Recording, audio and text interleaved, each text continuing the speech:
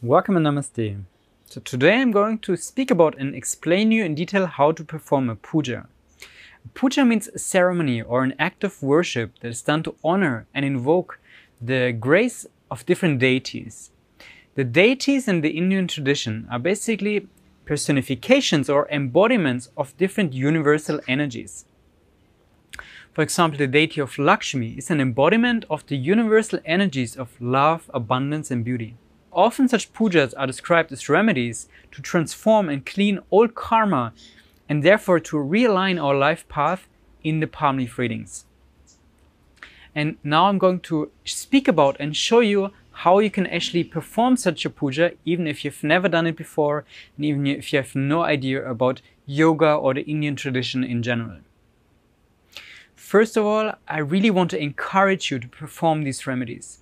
And you will see that doing so will really have a tangible effect on your life. I've personally observed that for myself and also seen that multiple times in the lives of other people as well. So one remedy that is very often prescribed is to perform a full moon puja to Shiva and Parvati. Shiva is an embodiment of consciousness or the divine masculine, while Parvati is an embodiment of cosmic energy and the divine feminine. And those two are basically the basic ingredients of creation, pure consciousness and energy.